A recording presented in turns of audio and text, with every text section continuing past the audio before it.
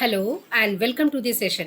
आज के सेशन में हम पढ़ेंगे अपने एनसीईआरटी के 11th क्लास के चैप्टर को, जो है चैप्टर 2 बायोलॉजिकल क्लासिफिकेशन।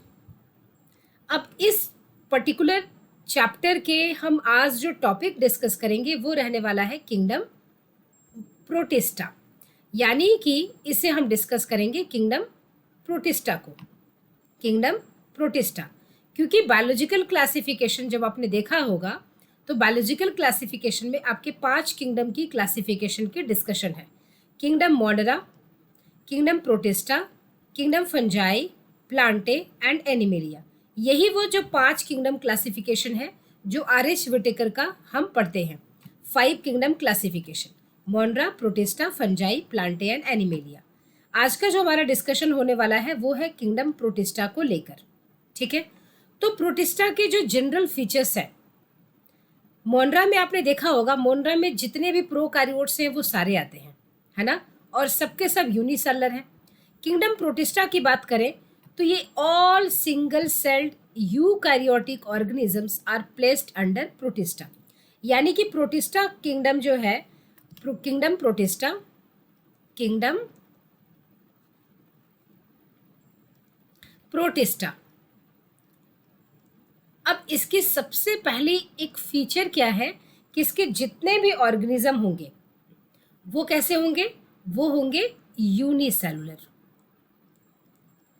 एक भी मल्टीसेलुलर नहीं, यूनिसेलुलर एंड यूकैरियोटिक।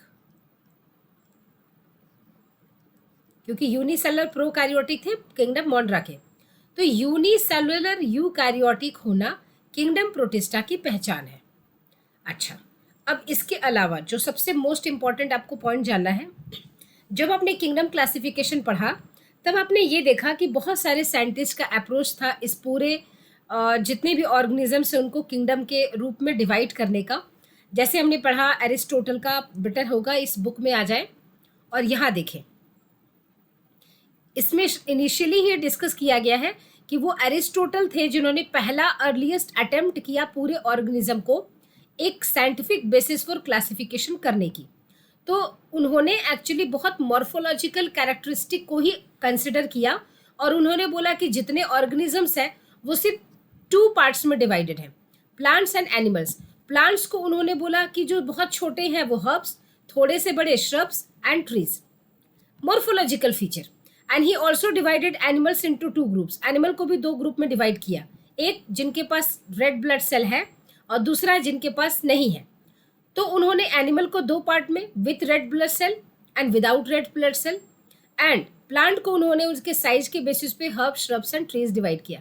चूंकि उनका ये जो तरीका था ये मॉर्फोलॉजिकल फीचर को लेकर ही था, इसलिए एक्सेप्टेड नहीं हुआ। हाँ, एक चीज और, अगर क्वेश्चन आता है कि हु मेड द फर्स्ट या अर्लीस्ट अटेम्प्ट, तो अगर अर्लीस्ट, फर्स्ट ये सब अटेम्प्ट आपके पास क्वेश्चन आता है तो आप एरिस्टोटल का नाम देंगे। ठीक है, उसके बाद लिनियस ने भी यही काम किया। लिनियस ने भी पूरे जो ऑर्गेनिज्म है उनको 2 किंगडम में ही डिवाइड किया, प्लांटेन, एनिमेलिया। लेकिन एरिस्टोटल की तरह उन्होंने सिर्फ मॉर्फोलॉजिकल फीचर को ही नहीं देखा था, उन्होंने कुछ और भी फीचर्स देखे। So he includes plants and animals kingdom was developed that included all plants and animals respectively. This system was used till very recently. This system did not distinguish between the eukaryotes and prokaryotes. हाँ, एक बात और है कि सब में खामी कुछ थी, डिमेरिट्स थे, ड्रॉबैक्स थे, तभी जाकर बाद में चलकर 5 किंगडम क्लासिफिकेशन आया। तो 2 किंगडम का अगर नाम आए अर्लीस्ट अटेम्प्ट में तो आप बोलेंगे एरिस्टोटल। 2 किंगडम का क्रेडिट अगर बोलेंगे कि 2 किंगडम का क्रेडिट किसे जाता है तो आप कहेंगे लिनियस। रीजन कि एरिस्टोटल ने सिर्फ मॉर्फोलॉजिकल फीचर को ही ध्यान में रखा था। ठीक है, अच्छा, उसके बाद आया आपका 3 किंगडम क्लासिफिकेशन। 3 किंगडम क्लासिफिकेशन दिया था अर्नस्ट हैकल ने, है ना। 3 किंगडम क्लासिफिकेशन थे अर्नस्ट हैकल। यही वो क्लासिफिकेशन है जिसमें कि अर्नस्ट हैकल ने क्या किया, it was developed by Ernst हैकल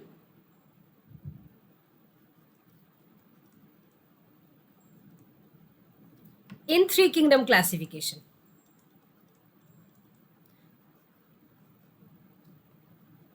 3 kingdom classification. ठीक है, यानी कि ये जो थे, अगर आप देखें यहाँ पर एक आपके हेल्प के लिए एक चार्ट बना रहे हैं। सबसे पहला आपने देखा two kingdom classification, two kingdom, ठीक है। इसमें आप नाम देंगे किसने किया, एरिस्टोटल, बाई एरिस्टोटल, ठीक है। अच्छा, इन्होंने क्या किया किंगडम में, प्लांटे किया, किंगडम प्लांट और किंगडम एनिमल। प्लांट को इन्होंने कहा साइज के बेसिस पर, herbs, shrubs and trees, morphological feature था। एनिमल को उन्होंने बोला विथ आरबीसी, विदाउट आरबीसी,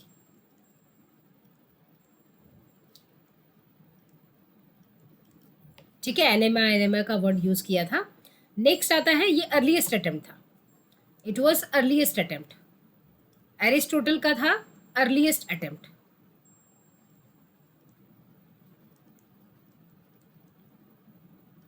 जिसमें उन्होंने सिर्फ मॉर्फोलॉजिकल फीचर को ध्यान में रखा था। Second approach again Carolus Linnaeus, ठीक है। अब कैरोलस लिनियस का जो अप्रोच था, अगेन इन्होंने क्या किया, टू किंगडम क्लासिफिकेशन ही दिया, तो इन्होंने भी टू किंगडम क्लासिफिकेशन दिया। टू किंगडम कौन कौन से, kingdom Plantae and kingdom animalia.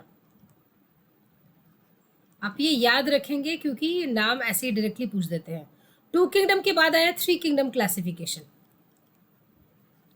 Three kingdom किसने दिया, अर्नस्ट हैक्कल ने।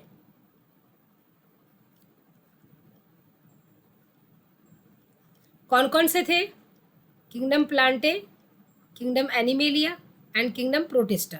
तो ये आ गया इनका kingdom protista, kingdom Plantae and kingdom animalia, ठीक है। अब आया नेक्स्ट फोर किंगडम क्लासिफिकेशन। किसने दिया था, कोपलैंड, कोपलैंड ने। कौन कौन से थे, किंगडम प्रोटिस्टा तो था पहले से ही, किंगडम प्लांटे पहले से ही, किंगडम एनिमेलिया ये भी पहले से है, एंड किंगडम मोनरा, ठीक है। उसके बाद आया फाइव, कौन से था ये, फाइव किंगडम क्लासिफिकेशन। अब फाइव किंगडम किसने दिया, आर एच विटेकर ने, आर एच विटेकर ने, आर एच विटेकर ने फाइव किंगडम क्लासिफिकेशन दिया। कौन कौन सा, इन्होंने दिया किंगडम प्रोटिस्टा तो पहले से था ही, प्लांटे भी था, एनिमेलिया भी था, मोनरा भी आ चुका था, तो इन्होंने इंक्लूड किया किंगडम फंजाई। तो अगर हम बात करें टू किंगडम क्लासिफिकेशन तो हमें क्लियर है ही, ठीक है। तो एरिस्टोटल, फर्स्ट अटेम्प्ट एरिस्टोटल ने किया, ठीक है। उसके बाद आ गए लिनियस ने भी टू किंगडम क्लासिफिकेशन। अब थ्री किंगडम में कौन सा किंगडम ऐड हुआ, किंगडम प्रोटिस्टा। फोर किंगडम में कौन सा किंगडम ऐड हुआ, किंगडम मोनरा। फिफ्थ किंगडम में कौन सा किंगडम ऐड हुआ, किंगडम फंजाई, ठीक है।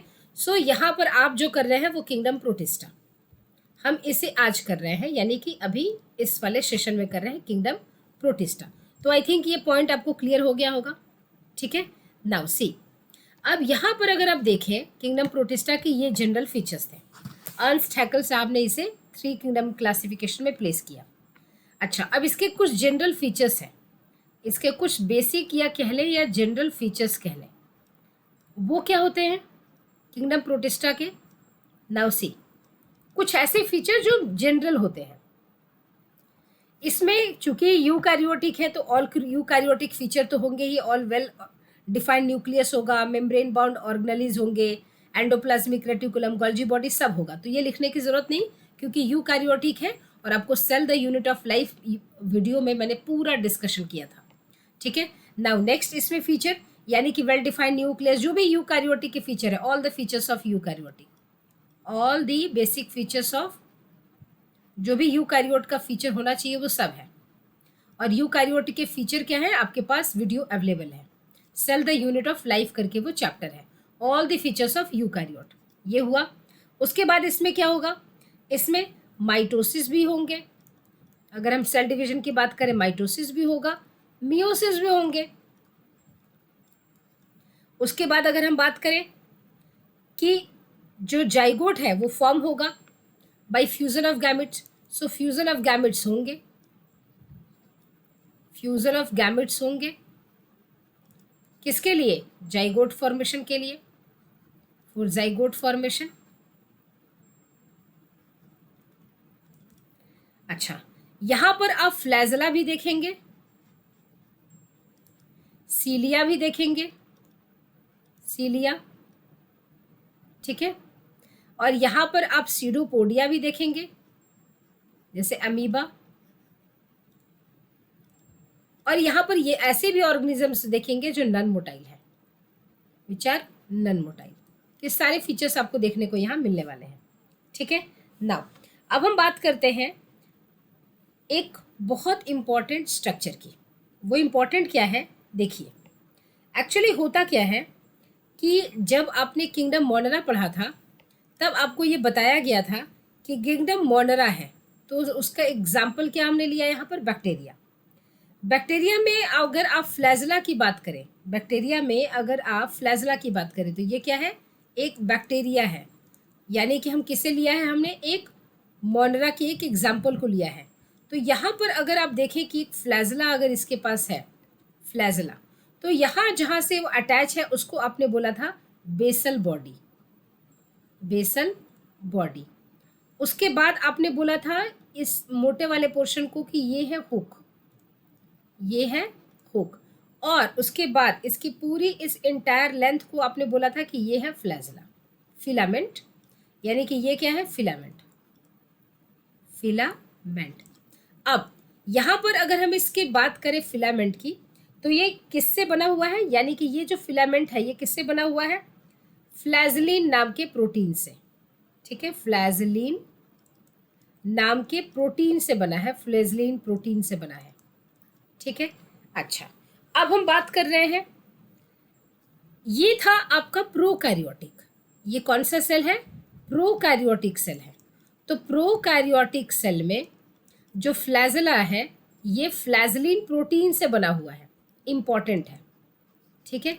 अब हम आपसे बात कर रहे हैं फ्लैजला की जो यूकैरियोटिक सेल में है, यानी कि अगर मान लीजिए ये एक क्लैमाइडोमोनास है, ये तो बैक्टीरिया था, ये क्या है, क्लैमाइडोमोनास। क्लैमाइडोमोनास एक यूकैरियोटिक सेल है, इसके पास भी फ्लैजला होते हैं, ठीक है। अब इसके पास जो फ्लैजला होगा, ठीक है, ये भी क्या है, इसका फ्लैजला है, फ्लैजला। लेकिन यूकैरियोट का जो फ्लैजला होगा वो फ्लैजलिन प्रोटीन से नहीं बना होगा, उस किससे बना होगा, it is made up of tubulin protein. ये बहुत बड़ा डिफरेंस है, ट्यूबुलिन प्रोटीन, ठीक है। तो यहाँ पर एक चीज़ डिफरेंस आ गया आपको। अच्छा, अब देखिए ये जो किंगडम प्रोटिस्टा है ना, इसे आपको कैसे फील करना है, तो ये चैप्टर बहुत आसान होगा। एक्चुअली ये किंगडम जो प्रोटिस्टा है, किंगडम प्रोटिस्टा, इसमें आप देखेंगे ना कि ये एक तरह से जैसे हमारे घर का डस्टबिन होता है ना, अगर आप डस्टबिन में जाकर देखें तो डस्टबिन में आपके घर के हर कमरे का कुछ ना कुछ वहाँ मिल जाएगा, है ना। वहाँ पर आपको ड्राइंग रूम से भी रिलेटेड जो वेस्ट आपने निकाला वो भी डस्टबिन में डाला, है ना, किचन के भी डाले, अपने बेडरूम के डाले, तो लगभग हर जगह का कुछ ना कुछ कचरा उसमें पड़ा रहेगा। अब यहाँ प्रोटिस्टा में क्या है कि प्रोटिस्टा को भी ऐसे ही डस्टबिन की तरह ट्रीट किया गया, जहाँ से भी देखा गया प्रोकैरियोट आपके यूकैरियोटिक हैं, यूनिसेलर है, लाकर डाल दो प्रोटिस्टा में, ठीक है। लेकिन ऐसा नहीं कि दूसरे किंगडम में यूनिसेलर यूकैरियोटिक सेल नहीं मिलते, मिलते हैं। जैसे एनिमेलिया में बात करें तो पॉरीफेरा, अगर आप फंजाई में बात करें तो ईस्ट, है ना, तो वो मिलेंगे। लेकिन प्रोटिस्टा में सिर्फ और सिर्फ यूनिसेलुलर ही मिलेंगे और वो यूकैरियोटिक होंगे। ठीक है, तो एक्चुअली इसकी बाउंड्री जो है ना वो डिफाइंड नहीं है। ठीक, अब क्यों नहीं इसकी बाउंड्री डिफाइंड है ये देखिए। अब अगर आप किंगडम प्लांटे को कहते हैं तो भाई सारे के सारे फोटोसिंथेटिक है। एनिमेलिया में कोई भी फोटोसिंथेसिस नहीं करता, लेकिन प्रोटिस्टा में आपको 3 फीचर्स मिल जाएंगे। कौन कौन से आपको मिल जाएगा? किंगडम प्रोटिस्टा में ऐसे भी ऑर्गेनिजम्स मिल जाएंगे जो फोटोसिंथेसिस करते हैं, फोटोसिंथेसिस करते हैं। तो आप कहेंगे कि अच्छा फोटोसिंथेसिस करते हैं मतलब ऑटोट्रॉप्स है। हाँ, आपको ऐसे भी मिल जाएंगे जो सड़ी गली चीज़ों पर डिपेंड करते हैं, यानी कि सैप्रोफाइट्स है, which depends on dead and decaying organic matter. तो वो सैप्रोफाइट्स भी आपको मिल जाएंगे। ठीक है, और इसमें आपको हेट्रोट्रॉप्स भी मिल जाएंगे, हेट्रो कह लें या पैरासिटिक कह लें, है ना, ये भी मिल जाएंगे आपको। ये सब तरह की मिल जाएंगे और वो किंगडम प्रोटिस्टा में ही है। जैसे कि एक छोटा सा एग्जाम्पल अगर हम ले लें तो किंगडम प्रोटिस्टा के अंदर जो फीचर्स आएंगे, यानी कि प्लांट जैसा फीचर है, तो ये आएंगे क्राइसोफाइट्स, क्राइसोफाइट्स फोटोसिंथेटिक में, पाइरोफाइट्स, पाइरोफाइट्स ये भी फोटोसिंथेटिक, और यूग्लिनोइड्स, यूग्लिनोइड्स। ठीक है, यहाँ पर आप देखेंगे कि हेट्रो में आपके जितने भी प्रोटोजोअन्स थे वो आ रहे हैं, और यहाँ पर आप देखेंगे स्लाइम मोल्ड आता है, स्लाइम मोल्ड। ठीक है, ये इसका एग्जाम्पल है जिसका कि फंजाई लाइक फीचर है। तो अगर हमने देखा यहाँ पर, तो ये देखिए यहाँ पर इनको आप कहें तो प्लांट जैसा है, प्लांट लाइक। यहाँ पर अब अगर कहें तो फंजाई की तरह है, फंजाई लाइक। यहाँ पर अगर आप कहें प्रोटोजोआ में तो एनिमल लाइक, ये एनिमल की तरह फीचर है ना, एनिमल लाइक है।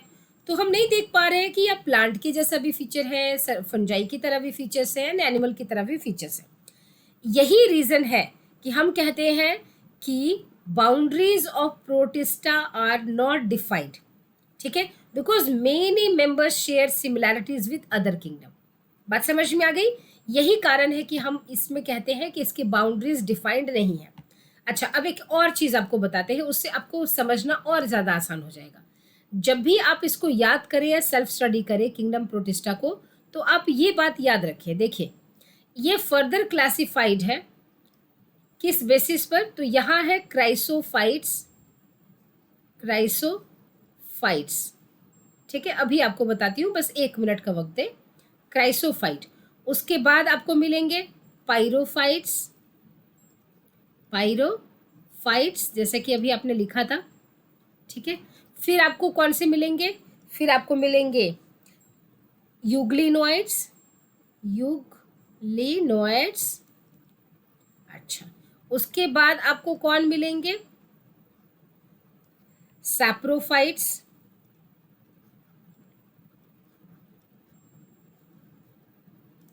उसके बाद आपको मिलेंगे यहाँ पर पैरासिटिक।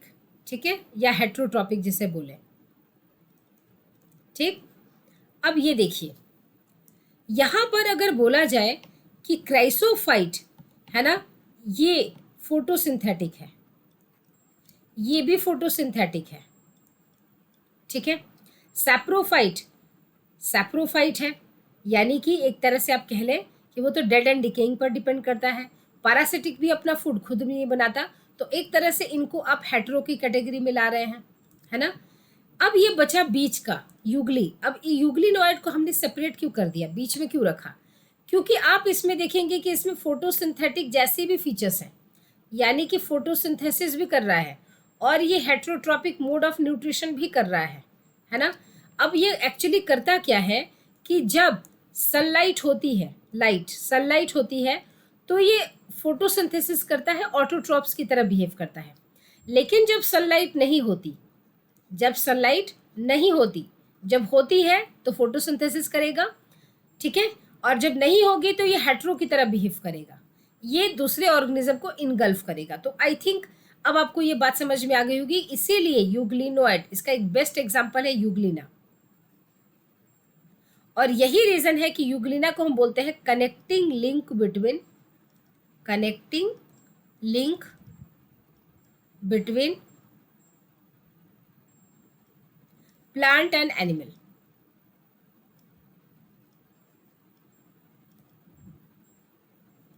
आई थिंक ये बात आपको समझ में आ गई होगी, ठीक है। अच्छा, तो इसीलिए ऐसा लगता है, इन सारे फीचर्स को देखकर ऐसा लगता है कि ये जो किंगडम प्रोटिस्टा है ना, तो एक्चुअली ऐसा लगता है कि प्रोकैरियोट्स हुए होंगे, यानी किंगडम मोनेरा प्रोकैरियोट्स हुए होंगे, यानी कि हम बात कर ले किंगडम मोनेरा की, ठीक है, क्योंकि ये भी यूनिसेलुलर होते हैं। तो इन यूनिसेलुलर ऑर्गेनिज्म से बस अंतर कि ये प्रोकैरियोटिक हैं, यूनिसेलुलर ऑर्गेनिज्म से ऐसा लगता है कि ये प्रोटिस्टा एराइज हुआ, प्रोटिस्टा डेवलप हुआ, क्योंकि प्रोटिस्टा भी क्या है, यूनिसेलुलर,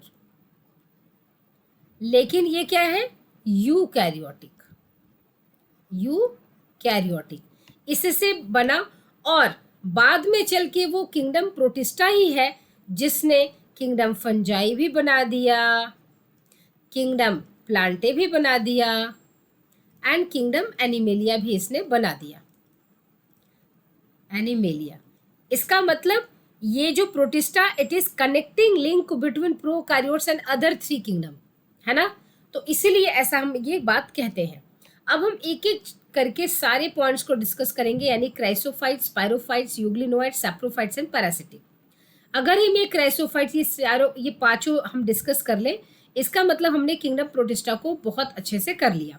सो अब हम जा रहे हैं करने क्राइसोफाइट्स को, यानी फर्स्ट इज क्राइसोफाइट्स। अब हम क्राइसोफाइट्स की बात करें तो क्राइसोफाइट्स में जो 2 एग्जाम्पल्स यूज किए जाते हैं वो है डायटम्स एंड डेस्माइट्स।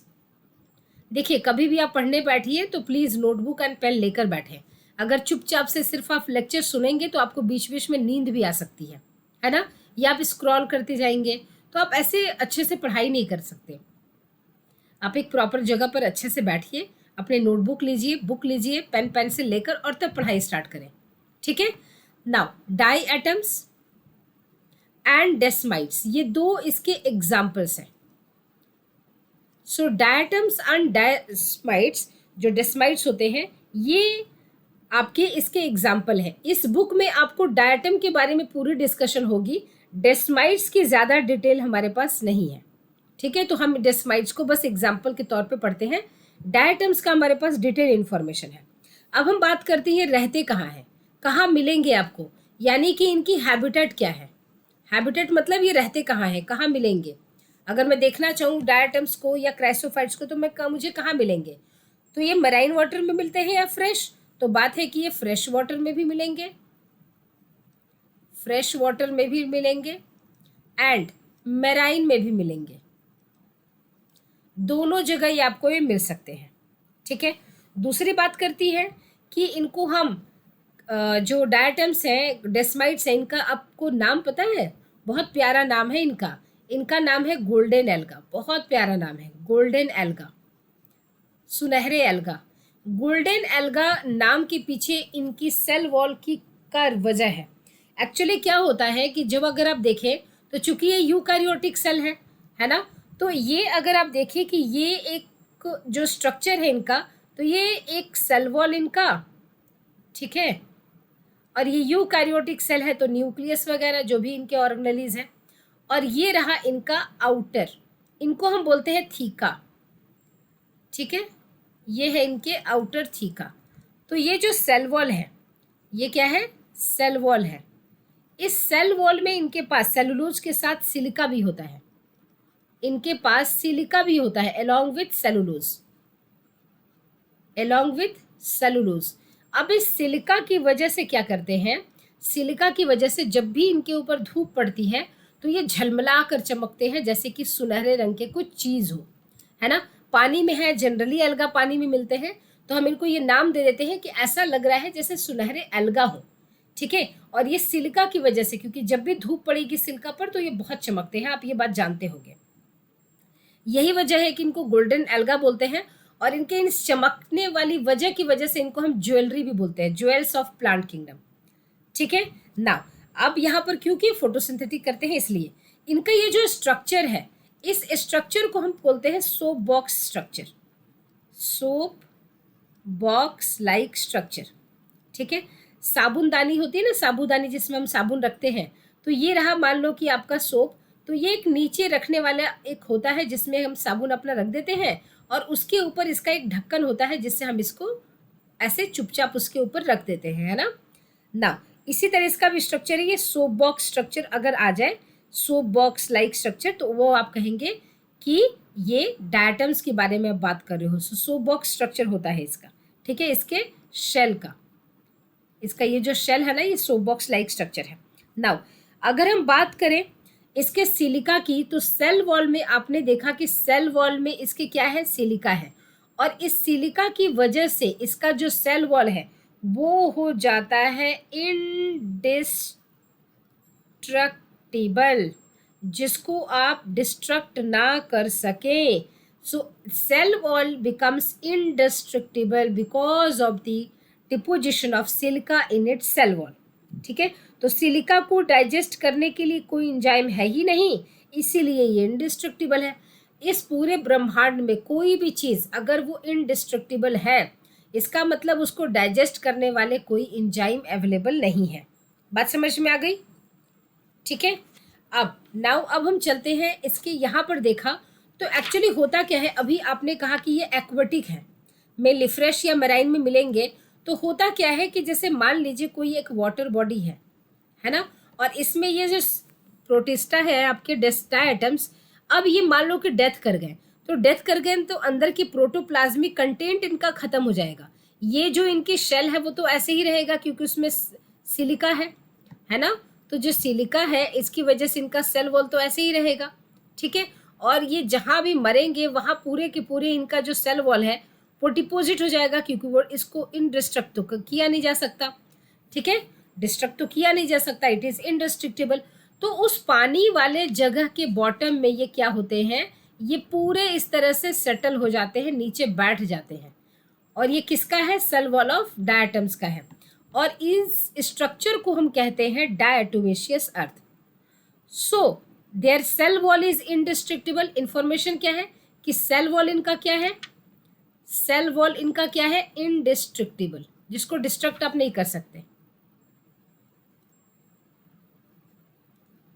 ठीक है, अच्छा, उसके बाद इसी की वजह से जब ये मर जाएंगे, जब इनकी डेथ हो जाएगी, तो ये बॉटम में सेटल कर जाएंगे इनका cell wall, and they forms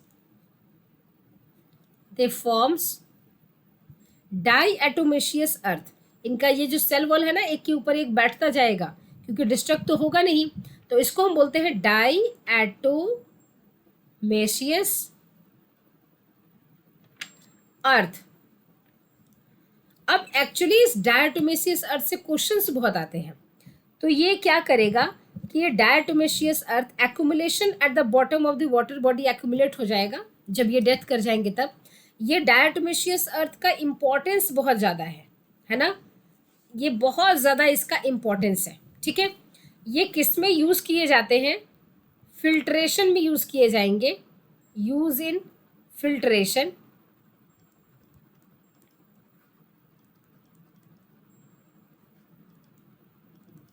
used in syrup making,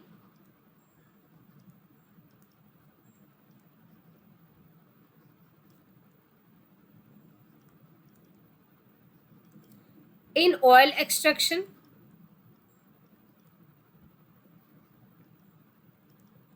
ठीक है, ऑयल एक्सट्रैक्शन में, पॉलिशिंग में,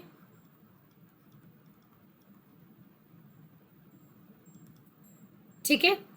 अच्छा, अब ये डायटोमेशियस अर्थ का यूज़ है। ठीक है, नाउ अब हम बात करते हैं यहाँ पर, ये सब कुछ हो गया, इनका साइज कितना होता है, साइज, तो साइज 3 म्यू मीटर से 1 mm तक वेरी कर सकती है। ठीक है, नाउ अब यहाँ पर ये सब देखा आपने। अब कोई अगर पूछे कि क्या क्राइसोफाइट्स में फ्लैजला होते हैं, तो क्राइसोफाइट्स में फ्लैजला एब्सेंट होते हैं, फ्लैजला इज नॉट प्रेजेंट। ठीक है, बात समझ में आ गई ना। तो इसका मतलब ये अपने फ्लैजला से मूव नहीं करते, तो ये मूव कैसे करते हैं, वाटर मूवमेंट की वजह से। पानी की धार जिधर मूव करेगी उधर ये मूव करते जाएंगे, ठीक है। और ऐसे मूवमेंट को हम क्या बोलते हैं? Passive movement. ऐसे मूवमेंट को हम बोलते हैं पैसिव, क्योंकि उसमें एनर्जी तो लगेगी नहीं, पैसिव मूवमेंट बोलते हैं। ऐसे मूवमेंट को बोलेंगे पैसिव मूवमेंट, ठीक है। और पैसिव मूवमेंट ये प्लांट जैसे हैं, क्योंकि ये फोटोसिंथेसिस करते हैं, तो इनको हम बोलते हैं प्लैंकटन, ठीक है। आई थिंक प्लैंकटन का मतलब आपको समझ में आ गया होगा। इसके अंदर कुछ इंपॉर्टेंट पिगमेंट्स होते हैं। वो पिगमेंट कौन से हैं इनके अंदर? क्योंकि ये फोटोसिंथेसिस करते हैं ना, तो इनके अंदर पिगमेंट्स तो होने चाहिए। पिगमेंट्स कौन से होते हैं इनके अंदर? क्लोरोफिल ए तो होगा ही होगा, उसके बाद होते हैं इसमें फ्यूकोजैंथिन।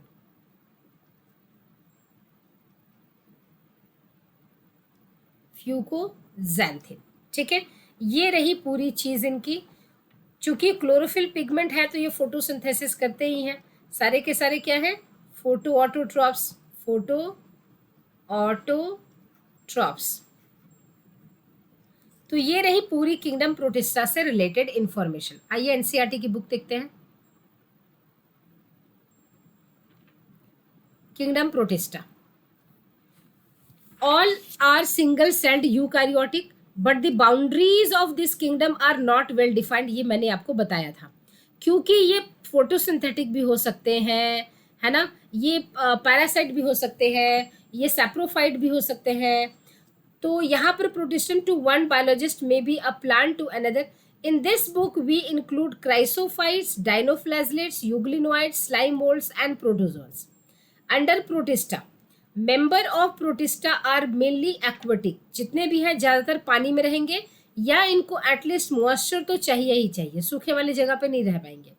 This kingdom forms a link with the other dealing with plants, animals and fungi. ये मैंने ड्रॉ करके बताया भी था आपको। Being eukaryotes, the protist cell body contains a well-defined nucleus and other membrane-bound organelles. Some have flagella or cilia.